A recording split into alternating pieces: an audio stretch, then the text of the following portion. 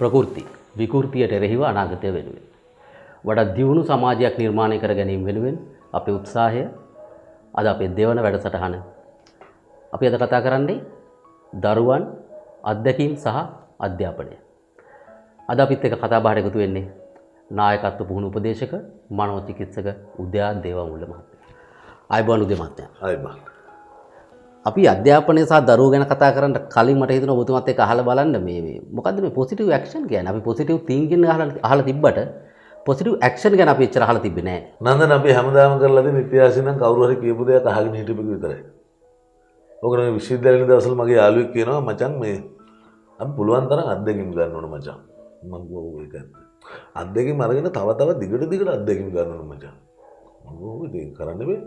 එහෙම අරගෙන ඕන දිගට අත්දැකීම් අරගෙන මරණකම් අත්දැකීම් ගන්න ඕන මචං.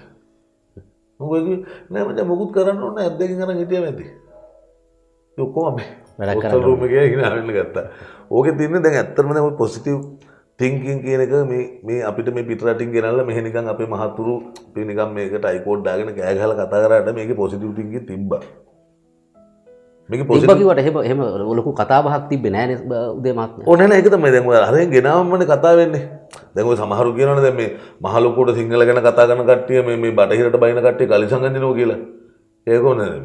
කලිසම බටහිරනේ කියනවනේ. කලිසම බටහිර නෙමෙයිනේ. කලිසම චීනේ. කලිසම චීනේ. දැන් අපිට ඔය මැනේජ්මන්ට් කියලා උගන්වන එකක් තියෙනවනේ. එන බොරුවක්නේ. ඒක පට්ටපල් බොරුවක්. ඔය මැනේජ් කරනවා කියන එකේ තේරුම මැනේජ්මන්ට් කියන්නේ මේ තියෙන එක බොහොම සකසුරුවම ඉවර කර ගන්නවට. වෝට තියෙනවා අපේ රටේ වතුර තියෙනවා.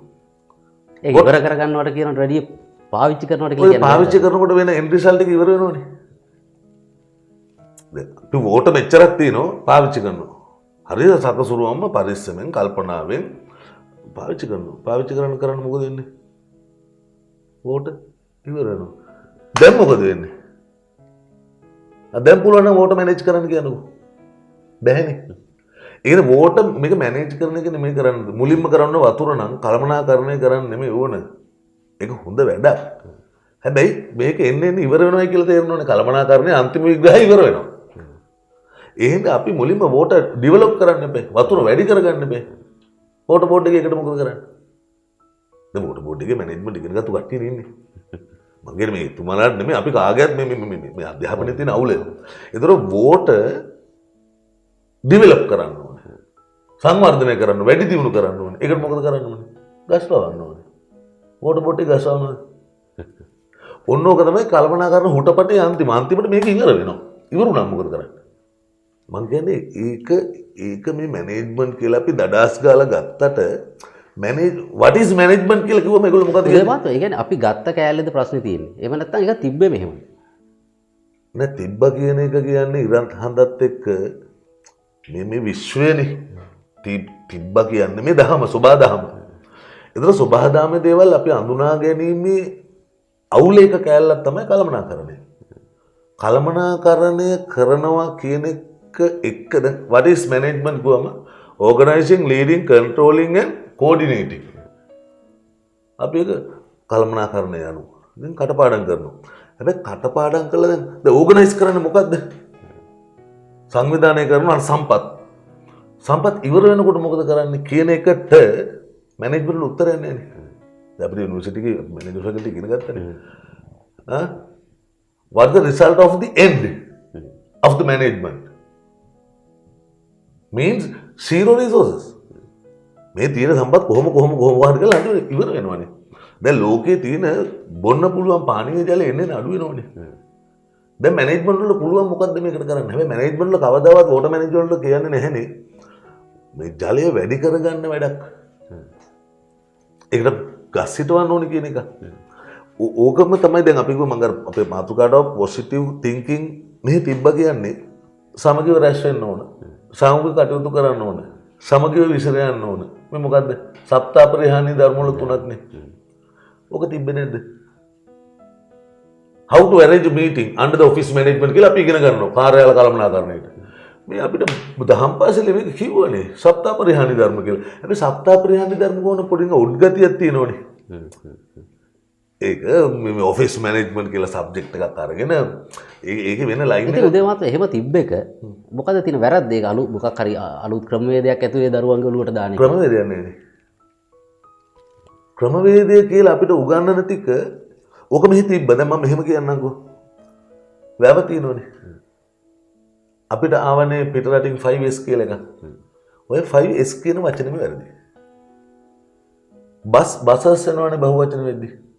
SSS වෙන්න එපේ. 5 නම් බහුවචනනේ. 5S නෙමෙයිනේ.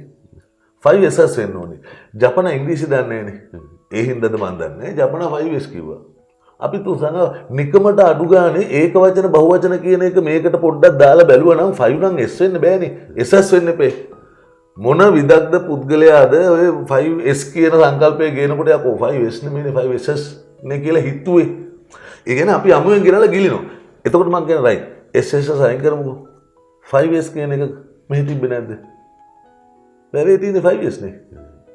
කුඹුරේ තියෙන්නේ 5S නේ. දැන් අපි කියනවා අරවා මෙතනින් තියන්න මේවා මෙතනින් තියන්න මේවා මෙතනින් තියන්න මේවා මෙතනින් තියන්න කියලා.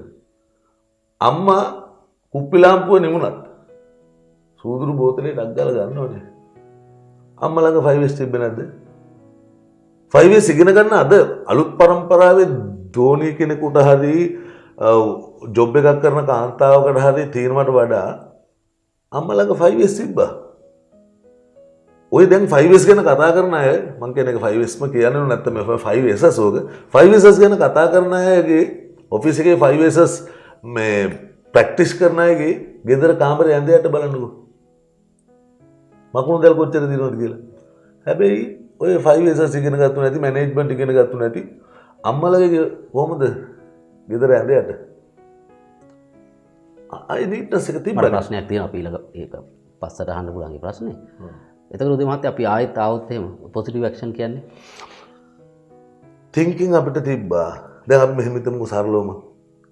අපිට පුංචි කාලේ උගන්වනවා පයෙන් යනවා නම් දකුණෙන් යන්න කියලා. අපි දන්නවනේ. පොඩි බබ්බෙක්ගෙන් අහන්නකෝ. දන්නවනේ. මම ඇහුවා අපි පයෙන් යද්දී යනෝනේ දකුණෙන් නම් වාහනේ වමෙන් ඉන්න කියලා. ඕකට තියෙන අන්තිම ඔරිජිනල්ම පොයින්ටඩ්ම හේතුව තමයි අපි දැකලා තියෙන සමහර ජීප්ස් ඉනවා අපි වාහන යනකොට ඉස්සරහින් ජීප් එක යනකොට ඒකේ පිටිපස්සේ රතු පාටින් ගහලා තියෙනවා ප්‍රවේශමෙන් පැදවීම වමෙන් කියලා. දැන් අපේ රටේ වාහනයක් ඕවර්ටේක් කරන්න යන වාහනයක් පිටිපස්සෙන් තියෙන වාහනේ ස්ටියරින් වීල් එකේ තියෙන වමෙන් නම් ඕවර්ටේක් කරන්න ලේසිද අමාරුද? අමාරුයි. හැබැයි ස්ටියරින් වීල් එක දකුණෙන් තියෙනවා නම් මෙහෙම කරපු ගමන් පේනවා මේ. එහෙනම් අපි පයින් යනකොට දකුණෙන් යන රටවල් වල තියෙන වාහන වල ස්ටියරින් වීල් එක තියෙන දකුණේ. ඇයි පයින් යන මිනිස්සු දකුණෙන් යන්න ඕනේ? වාහන වල ස්ටියරින් වීල් එක තියෙන දකුණෙන් හින්දා. හැබැයි ඒක අපි ටෙක්නිකලි ප්‍රැක්ටිකලි හිතන්නේ නැහැනේ. අන්න එන තින්කින් එක. පයින් යනවා නම් දකුණෙන් යන්න. ඔක තින්කින් එක. දැන් මම අහන්නේ ඔබගෙන් කී දෙනෙක් අපි පයින් යනකොට දකුණෙන් යනවනේ? හැබැයි විභාගයට පුංචි කාලේ බබාගෙන් අහපු ගමන් කියන්නේ පුතේ දකුණ පැත්තෙන්ද පයින් යනකොට යනවනේ දකුණෙන් බත් කන අත පැත්තෙන් තින්කින් එක තියෙනවා. හැබැයි ඇක්ෂන් එක නැහැ. ක්‍රියාව නැහැ. එහෙනම් අපිට ඕනේ පොසිටිව් තින්කින් නෙමෙයි ඕන නම් මේකේ පැලෙන්න පුපුරන පොසිටිව් තින්කින් තියෙනවා. ත්‍රිපිටකය කියවන්නකො. විනය පිටකේ බලන්නකො. පට්ටේට පොසිටිව් තින්කින් තියෙනවා. හැබැයි පොසිටිව් ඇක්ෂන් නැහැ. සිල්පද පහ ගැන අපි දන්නවා. කොහෙන්ද උදේ මහත්තයා ඔක කැඩලා තියෙන්නේ? තින්කින් එක ඇක්ෂන් එකක් ළඟට එනකන් එන්නේ නැත්තේ මොකද්ද හේතුව? අධ්‍යාපනයේද? මේ කඩදාසි පොත්වලට ගෙනාපු අධ්‍යාපනයේද? රයිට්. එතකොට මොකක්ද අධ්‍යාපනය කියලා කියන්නේ? මේක ටිකක් සාමාන්‍යයෙන් හරියට නිදහස්ව හිතන්නේ නැති කෙනෙකුට මම කියන්නේ මහා පඬිත මෙලෝ වැඩකට නැති ගොන් තකතිරු කතාවක්. හැබැයි මේ පඬිත කිසිම වැඩකට නැති ගොන් තකතිරු කතාව මම පුදුම මහන්සිලා මේක ජනගත කරන්න හදනවා. පිරිසිදු කියන වචනේ ඉස්සරහට ආයන්නක් ආව මොකද උනේ? අපිරිසිදු නෑ. දේන කියලා වචනයක් තිබ්බා. ඒ වචනේ ඉස්සරහට ආයන්නක් ආවා.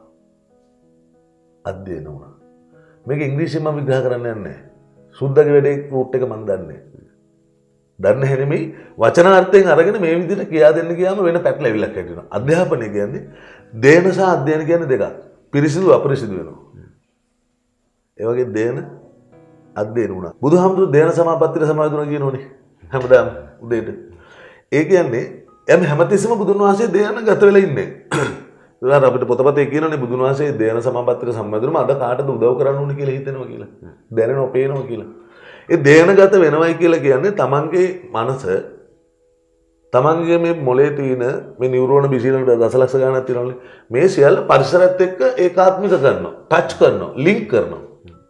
එහෙම කරාන් පස්සේ පරිසරයේ ෆ්‍රීකවන්සි එකයි මගේ මනසේ ෆ්‍රීකවන්සි එක තැනකට ආවෙන් පස්සේ මට හුළඟද අවුවද වැස්සද ඉරේලියද මේ සියල්ලම මේ මෙහෙම පේනකොට නම් වෙනස් විදිහට පේනවා ඇති. ඒක තමයි බුදුහාමුදුරුවෝ දේනගත වෙනවා කියන්නේ. ඇත්තටම සරල වෙන භාෂාවකින් කිව්වොත් එimhe අපේ සිංහලයේ දේන කියලා කියන්නේ ඉන්ද්‍රිය ගෝචර කර ගන්නවට. දැන් මම ඔය හැමදෙස්සම දොස් කියනවනේ මේ කඩදාසි අධ්‍යාපනයක් තියෙනවා කියලා. මම කියන්නේ ඉන්ද්‍රිය ගෝචර අධ්‍යාපනයක් ඕනේ. එතකොට දුෂ්කර ක්‍රියාව ඇතුලේ සිද්ධාර්ථ තවුස තනි කරේ ඉන්ද්‍රිය ගෝචරව තමන්ගේ පංචේන්ද්‍රයන්ට මේ පෘථිවි තලයේ මේ හුළඟ මේ වායුව මේ පෙදෙන එක මේ මැරෙන එක මේ වැඩිහිටි වෙන එක මේ ඕජස් ගලන එක මේ ශරීරය කොහොමද හැදිලා තියෙන කියන එක ඉන්ද්‍රිය ගෝචරව හිතන්න පතන්න තීරණය කරන්න ගත්තා. ඒක තමයි දේන. පෙර පාසලේ තියෙන්නේ දේන. පුංචි දරුවට කියන්නේ නැහැ පුතේ වාගේ සිත කය වචනේ සංවර කරන්න ඕනේ. ඒ නිසා මෙන්න මේ රවුමෙන් පිටට යන්නේ නැතුව පාප්ප ගන්න පුතේ මේ රවුම ඇතුළෙම සිත කය වචනේ සංවර කරගන්න. ඒව කියන්නේ නේ. දරුවට රවුමක් ඇදලා කියනවා පුතේ මේ රවුම ඇතුළේ එළියට එන්නේ නැතුව පාප්ප ගාලා පුරවන්න. රවුම ඇදලා හිමීට පාප්ප ගන්නවා එළියට යන්නේ නැති වෙන්න. දැන් පුතේ මේ පරිප්පු ඇටේ අරන් මේ රවුම වහන්න. දැන් පොඩි එකනා මෙම කරනකොට පොඩි එකනා හිත ඇතුළේ මොකක්ද තියෙන්නේ? මේ වැඩේ කරන එක විතරයි. අම්මා මතක් වෙනවද? තාත්තා මතක් වෙනවද? ඉන්ටර්වල් එක කණේව මතක් වෙනවද නැහැ? ඕන සිත සංවරයි. දඟලුවොත් මොකද වෙන්නේ? ටග්ගල පාප්ප හිට මෙහෙට වෙනවා. දඟලන්නේ හිමීට කරන්නේ. ඔන්න කය සංවරයි. කෑ ගහ කරනවද මේක? නෑ. මොන වචනේ සංවරයි. ඒතර මේ පෙරපාසල් ගුරුතුමිය හරහා මේ දෙන්නේ ඉන්ද්‍රිය ගෝචර අධ්‍යාපන හේවත් දෙන. හෝඩිය පන්තිරේ ගිය තැන ඉඳන් පටන් ගන්නවා. මෙන්න මේ අච්චු පොත තියෙනවා මෙන්න මේ පොත තියෙනවා දිනේ දාන්න මේ හින්දා මම ඉඳන් දකුණට ලියන්න කියලා පටන් ගන්නවා කඩදාසි අධ්‍යාපනය. ඒ කියන්නේ ඉන්ද්‍රිය ගෝචර අධ්‍යාපනය ඉවරයි. අන්න දේන ඉවර වුණා. අර යහපත් අයහපත් වුණා වගේ අපිට ආව. එතකොට මේ පෙර පාසල් අධ්‍යාපනයක් හදාගන්න පුළුවන් වුණ අපිට උසස් අධ්‍යාපනයක් හදාගන්න බැරි වෙන්නේ ඇයි උදේ මහත්තයා? මේකනේ වැඩි. දැන් මම හවුත් එහෙම කංකම්බూరు සෙන්සිනෝරු ඒ කංකම්බూరు සෙන්සිනෝරු කියලා පෘතුගීසි කෑල්ල නෙමෙයි මම කියන්නේ. මං කියන දේ අහනවාද? ඔව් දුවල ගිහලා මෙන්න මේ වගේ කොලයක් අඩගෙන කියනවා. දරුවගේ අතට කොලේ දෙන්නේ නැහැ හිතට කොලේ දෙනවා. මොන දුවන ළමයි ටික ඔක්කොම. දැන් දුවද්දී දරුවගේ ඔළුව ඇතුලේ තියෙනවා පින්තූරයක්. ඒ කොලේ අගට උල් වගේ. එයා දුවගෙන යනවා එයාට හම්බ වෙනවා දෙල් කොලයක්. ඒකේ උල් කොල කෑලි ගොඩක් තියෙනවා. එයාට හම්බ වෙනවා කොස් කොලයක්. අන්න මේක නම් අර වගේද කොහොමද? නෑ මේක නෙමෙයි. මෙයා තර්ක කරනවා. එයාගේ හිතේ තියෙන පින්තූරය මේ පින්තූරය එක. මේ තමයි මෙයා හිතෙන් අංග සාම්‍ය කරනවා. අපිට අංග සාම්‍ය කියලා එක කියන්නේ ගණිතي. හිතෙන් අංග සාම්‍ය කරනවා. පාපා කෝපා කියලා කෝණ දෙකයි පාදේ එහෙම නෑ හිතෙන් අංග සාම්‍ය කරනවා. ඒතොර අර ජ්‍යාමිතික වැඩහුරුවට O level maths වල තියෙන දරුවව ට්‍රේන් කරන්නේ ප්‍රී ස්කූල් එකේ. හැබැයි ඒක කරන්නේ දරුවගේ ඇස් එක්ක. අන්න ඉන්ද්‍රිය ගෝචර අධ්‍යාපනය. මේක සම්බන්ධතාවය ඇති කරනවා කනෙක්ෂන්. අන්න ඒක ඇති කරනවා. එතකොට මෙන්න මේක මේක උනේ මොන්ටිසූරිත් පටන් ගන්න ඉස්සෙල්ලා අපේ අය ලංකා මිනිස්සු අපි දන්නනේ ඉස්කෝලේ ගියා කියලා. හැබැයි අපේ සීයා මෙහෙම බලන් ඉඳලා කියනවා මේ වහල එවිලනවා නම් මේ සතිය තුළ කරන්න ඕනේ. තව දවස් 5ක් ඇද්දි වහිනවා. හරියටම වහිනවා. ඉස්කෝලේ ගිහලා ඉගෙන ගත්තේ. කාලගුණ විද්‍යා දෙපාර්තමේන්තුවේ මහාචාර්ය කෙනෙක් අපේ සීයා. නෑ. ඒතර සීයා කොහොමද මෙහෙම දිහා මෙහෙම බලන් ඉඳලා දවස් 5ක් ඇද්දි වහිනවා කියලා කිව්වේ. ඒ කිව්වේ ඉන්ද්‍රිය ගෝචර අධ්‍යාපනය. මගේ ප්‍රශ්නේ උදේ මහත්මයා මේ ඒක ප්‍රමාණවත්ද? අපි මේක ඇතුළට මේ තාක්ෂණික මේවලම් උපකරණ සහ මේ විධිමත් කිරීම හරහා ඉන්ද්‍රිය ගෝචර අධ්‍යාපනයට හානියක් වෙලා දෙනද? ඒක තවදුරටත් මේ ඉහළට නෙමෙයිද ගෙනල්ලා තියෙන්නේ? මොකද්ද? එහෙම නැත්නම් ඉන්ද්‍රිය ගෝචර අධ්‍යාපනය තවදුරටත් වර්ධනය කරන්න හේතුවක් නෙමෙයිද මේ ඉන්ද්‍රිය ගෝචර අධ්‍යාපනය මොට්ට කරලා ෆ්ලැට් කරලා නන්නත්තර කරන්න තමයි ওই ටික ගෙනල්ලා තියෙනවා කඩදාසි. ඔය කඩදාසි තමයි පළවෙනි එක. ඕකේ දෙවෙනි එක තමයි ඩිජිටල් මල විකාරය. අපි දන්න විදිහට මගෙන් කියන්නම්කෝ මට දැනෙන විදිහට බුදුහාමුදුරුවෝ කියන්නේ මහා ධාරානිපත අවබෝධයක් තිබිච්ච කෙනෙක්. ඔය ෆිසික්ස් වල කියන සමීකරණ බුදුහාමුදුරුවෝ වෙන විදිහකට කිව්වා. ඔය පව පින ගැන කියන එක තමයි අයිසැක් නිව්ටන් ඇවිල්ලා සෑම ක්‍රියාවකටම සමාන උද ප්‍රතිඋද ප්‍රතික්‍රියාවක් ඇත කියලා කියන්නේ. උපාසකම්ම දන්නේ පවයි පිනයි. ඔය ඉස්කෝලේ පොඩි එකා දන්නවා සෑම ක්‍රියාවකටම සමාන උද ප්‍රතිඋද ප්‍රතික්‍රියාවක් ඇත කියලා. හැබැයි මේ දෙක එකක් කියලා දන්නේ නැහැ. ඒ හින්දා තමයි සුනාමි රැල්ල මෙහෙට එනකොට පළවෙනි රැල්ල ආවනේ. ඇවිල්ලා ගියා. ගියාම පස්සේ මොකද හින්දුනා? අපේ උන්ගේ සිප්පි කට උහුලන්න. මේ ෆිසික්ස් කරපු අය. මෙහෙට ගියා නම් මෙහෙට එනවා කියන එක තේරුන්නේ නැහනේ. ඇයි තේරුන්නේ නැති? පොතෙන් ඉගෙනුවේ. හැබැයි ওই රැල්ලට එක සතෙක් ඇහුණාද? ගෙදර ගැට ගහලා හිටව බල්ලෙක් කරන්නේ. නෑ. ඇයි? ඒගොල්ලෝ ඉන්ද්‍රිය ගෝචරව කඩදාසි නෑ, පොත් නෑ, පන්ති නෑ, ප්‍රී ස්කූල් නෑ, මුකුත් නෑ. තාක්ෂණික මේවල නෑ. යාළ කැලේට ආවනේ ස්වභාව ධර්මයත් එක්ක කෙලින්ම තිබුණු ඒගොල්ලෝ එක ලින්ක් එක ඒගොල්ලෝගේ ෆ්‍රීකවෙන්සි එක. යාළ කැලේ මේ ලොජස් වල හිටපොය නැති වුණා. යාළ එක සතෙක් නැති උන්නේ නෑ. මං කියන්නේ ඇයි දන්නවද? උන් ඉස්කෝලේ ගින තින්දා. සත්තු ඉස්කෝලේ ගියා නම් සුනාමියට අහු වෙනවා. මං අර කියාගෙන ගියේ දැන් බුදුන් වහන්සේ ප්‍රකාශයක් කරා. බරපතලයි මේක. මේක බරපතල නැතුව නිකන් මීට වඩා නිකන් මට සිලිටුව කියාගන්න ගියොත් එහෙම එහෙම කියන මං කියන අමු ෆ්ලැට් එකෙන් ගහනවා. අපි හදාගත්ත අධ්‍යාපන ක්‍රමයක් තියෙනවානේ. මේ ඉතින් එහෙනම් අය අපි කතාද බඳින්න පටන් ගත්තා. අපි හදාගත්තු මාර එහෙම ජීවිත විරුද්ධ ලිංගිකයන් ජීවත් වෙන එතකොට දැන් ඔය ලිවිං ටුගෙදර් කියන ඒවා නම් මනම් ඒ දවස්වල තිබ්බනේ. දැන් සුද්ද ඇවිල්ලා අස්සම් කරනකොට අපි පිළිගත්තනේ. අපි කඩුවෙන් වැඩ කරපු මිනිස්සුනේ සුද්දාපු අපි තුවක්කුව යූස් කරන්න ගත්තානේ. නෑ මම අහන්නේ මේ විධිමත් අධ්‍යාපනයට ඔබතුමාට අභියෝග කරන්න පුළුවන්ද කියන්නේ. මම මේ අභියෝගයක් නෙමෙයි කරන්නේ. බුදුහාමුදුරුවෝ කියපු දේ කියන්නේ. බුදුහාමුදුරුවෝ මනුස්ස විද්‍යාව බැලුවෙන් පස්සේ මනුස්සයාගේ ආත්ම ගානක් කියන්න පුළුවන්නේ. කොහොමද ස්කෑන් කරේ මැෂින් එකකින්ද? මොකද්ද ස්කෑන් මැෂින් එක? මයින්ඩ් එකනේ. මනෝ පුබ්බංගමා ධම්මා පිළිගන්නව නම් අපි යන්න ඕනේ මේකත් එක්කද? අපි යන්න ඕනේ මේ කැමරාව එකත් එක්කද? බුදුහාමුදුරුවෝ තමන් වහන්සේ විසින් දවස ගානේ කියන දේවල් වල දේශනා කියන්නේ. බුදුහාමුදුරුවෝ ආනන්ද මේ හැමදාම හැන්ද වෙද්දී අර දවසේ වෙච්ච ටික ලියන්නේ. බුදුහාමුදුරුවෝ කිව්වද? ධර්ම භාණ්ඩාගාරිකට කොහොමද ලියන්නේ කියලා නෑ. ඇයි ලියන්නේ කිව්වේ නැද්ද? බුදුහාමුදුරුවෝ දන්නවා මං කියන එක අකුරු වලට ගත්තොත් තව අවුරුදු 2කින් 3කින් හෙට මම මේ අද තැනට කියන්නේ. මේක මෙහෙම කට් ඇන්ඩ් පේස්ට් කරොත් මේ රූට් එක ගන්න බැහැ කියලා. බුදුහාමුදුරුවන්ට පුළුවන්කම නැද්ද? දැන් අපේ විද්‍යාඥයෝ, තාක්ෂණික විශේෂඥයෝ එන ලොකු කට්ටිය ලෝකේ කම්පියුටර් හදනවනේ. ප්‍රෝග්‍රෑම්ස් හදනවනේ. පැකේජස් හදනවනේ. ඉතින් බුදුහාමුදුරුවන්ට තිබ්බනේ කම්පියුටර් පැකේජ් එකක් හදන්න. සෝහන් පැකේජ් එක මේක. සුනීත මේක කියලා ප්‍රැක්ටිස් කරන්න. ඇයි බුදුහාමුදුරුවෝ කිව්වේ අත් දෙක හොදගෙන ඉන්න? එක ස්වාමීන් වහන්සේ කෙනෙක් මහානදම් පුරනවා හැබැයි යාව රහත් වෙන්නේ නැහැ. එයා බොහොම වේදනාවෙන් ඇවිල්ලා කියනවා බුදුහාමුදුරන්ට ස්වාමීනි මේ මට රහත් භාවය ලබන්න විදියක් නැහැ. මට මේක දාලා යන්න මට හරි අමාරුයි කියලා. තියෙන පොතපතේ. එතකොට නන්දන බුදුහාමුදුරුවෝ කියන්නේ මොකද්ද? හොඳට අත් දෙක පිරිසුදු කරගෙන යන්න. අත් දෙක පිරිසුදු කරලා හොදලා සබන් දාලා හරි මොනවා හරි එතන ඒ දවස්වල දාලා එක. ඊට පස්සේ කියනවා සුදු තිර ගෑල්ලා දීලා මේ තිරේ මෙහෙම කරන්න කියලා. ඒ බුදුහාමුදුරුවෝ යනවා. මෙහෙම කරගෙන මෙයාට තේරෙනවා මෙන්න මේක කළු වෙනවා. අනේට ලින්ක් වෙනවා. ඉතින් එතනින් තමයි ආ රහත් භාවයට එන බුදුහාමුදුරුවෝ රහත් යමයි අවබෝධ කරගෙන. එතකොට බුදුන් වහන්සේට තියන්න තිබ්බනේ. එතකොට දැන් අපි දැන් ඕක අරගෙන අමුයෙන් ගත්තොත් එහෙම දැන් පොඩි එකෙකුට ගොත් එහෙම මේම අත් දෙක හොදෙන තිරයක් මෙහෙම කරාම මේ හාමුදුරුවෝ රහතන් වහන්සේ බව කරගෙන බව තුනා කියලා. එතකොට පොඩි උඹ බලනකොට තිර අඹරන ඔක්කොම රහත් වෙන්න බෑ. මං කියන්නේ කට් ඇන්ඩ් පේස්ට් එකනේ. ඇයි බුදුහාමුදුරුවෝ පැකේජ් එකක් ඉන්ට්‍රොඩියුස් කරේ නැත්තේ?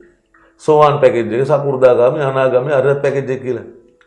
ඒක මේකත් එක්ක තියෙන ස්වභාව ධර්මයේ පරිසරයේ ෆ්‍රීකවන්සි එක තමන්ගේ මනසේ ෆ්‍රීකවන්සි එකත් එක්ක සමපාත කරගන්න ඔයා. ඒක කම්පියුටර් එකට කරගන්න පුළුවන් නම් බුදුහාමුදුරුවෝ එදා කියපු කිසි දෙයක් අද මේ තාක්ෂණ විද්‍යාවෙන් වැරදි කියන්න බෑනේ. එහෙනම් බුදුහාමුදුරනේ මීට එහා දේවල් කියලා තියෙනවා. සූර්යයාට තියෙන දුර කියලා තියෙනවා. මේ වෙන දේ කියලා තියෙනවා. ඉරවල් හතක් පායනවා කියන එකේ මේ ග්ලැෂියර් දියවල වෙන වැඩේ කරන කියලා තියෙනවා. එහෙම කියන බුදුන් වහන්සේ ඇයි කම්පියුටරයක් හැදුවේ නැත්තේ? ඔය කියන තාක්ෂණය මරුණා. ඔය කියන තාක්ෂණයක යන්න ඕන නම් ඇයි කම්පියුටරයක් හැදුවේ නැත්තේ? බුදුහාමුදුරුවෝ දේශනා කරපු මොන දේ ගත්තු කෙනෙක්ද අතරමැදි මොකක් හරි වෙලා පරිසර දූෂණයක් කරේ. හැබැයි කොම්පියුටරෙන් ඉගෙන ගන්න ඔන්න කොම්පියුටර් ඔන්නම අතරමැද කොච්චර පරිසර දූෂණයක් වෙනවද? මෙයා විනාශ වුණාන් පස්සේ මෙයාට මොකද කරන්නේ? දහම කියන්නේ සෝබා දහම. ඒතර සෝබා දහමත් එක්ක එන්න තමයි බුදුන් වහන්සේ කියලා දුන්නේ. ඔබ කොහොමද මේ දෙකත් එක්ක බැලන්ස් වෙන්නේ? පැහැදිලි. ඉතින් ඒකට දැන් කවුරු හරි කිව්වොත් එමා සපද්දයක් දාගෙන ඉන්න ඕනේ. ඔව්. මේ තාක්ෂණනේ හදලා තියෙන්නේ. ඔව්. මේ ඔරලෝසුකුත් දාගෙන ඉන්න ඕනේ. ඔව්. හරි. මම ඉරපායන විදියත් එක්ක හෙවණැල්ලට මම වැඩ කරොත් එහෙම මේක මට ජොබ් එකක් දෙනවද? නෑ. එහෙනම් මම මොකද කරන්න ඕනේ? මේකට වැඩ කරන්න ඕනේ. ඔක කතා කරනකොට වෙනම දිග පැය ගාණක් කතා කරන මේක ඕන උනේ හිම මිදෙන රටවල් වලට. ඉර හරියට පායන්නේ නැති රටවල් වලට 365,000 ඉර පායන අයට මේක ඕනේ. අපි කියනෝනේ දැකපු මිනිහාතේ බැඳලා වරු ලෝසු ඇතේ වෙලාවට වැඩක් කරන්නේ ඕයි කියලා. ඒක මරු කතාවක්. ඇයි? අපේ ජානවල තින්නේ අපි මෙහෙම ඉරත් එක්ක වැඩ කරු මිනිස්සු. මේ හුටපටයක් එක්ක අපි වැඩ කරේ නැහැ. මීට වඩා පුළුල් විදිහට වැඩ කරු මිනිස්සු. මීට වඩා නිදහසේ වැඩ කරු මිනිස්සු. මේ ටක්කට වැඩ කරන අපිට එහෙම එකක් තිබ්බේ නැහැ. මොකද හැමදාම ඉර පායනවා. ඉරත් එක්ක නැගිටලා ඉරත් එක්ක නින්දට ගිය මිනිස්සු අපිට මේක ඕනේ.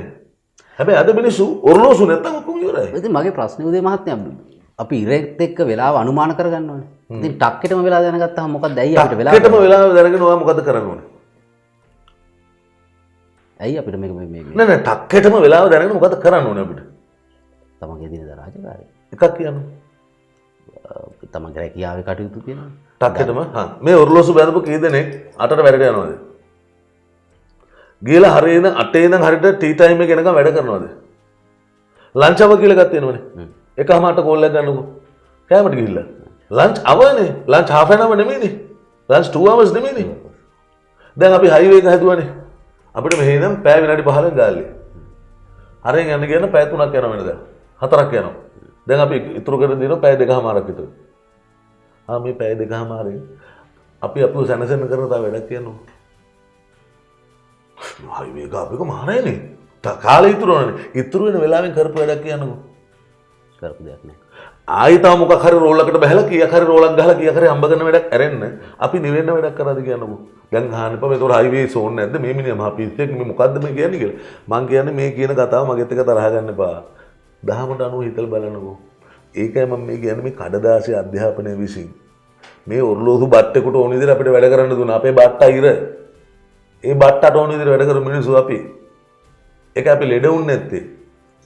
ඒක අපි 7 දවසකින් 5 දවසකින් වහිනවා කියන එක මෙහෙම අහස බලලා කියන පුළුවන් මිනිස්සු බවට පත් උනේ. මේ බට්ටත් එක වැඩ කරලා අදහන් සන්ධ්‍යා භාගයේ ගිගුරුන් සහිත වැඩි ආවල් ප්‍රදේශවලින් වාර්තාවේ හැක කියන වෙන්නේ. ඔය බට්ටනේ ඉතින්. මම කියන්නේ මේක හරි මම කියන්නේ ජනගත වෙන එක සමාජගත වෙන එක කියලා වචන ටිකක් ගෙනාවනේ. පරිසරගත වෙන්න.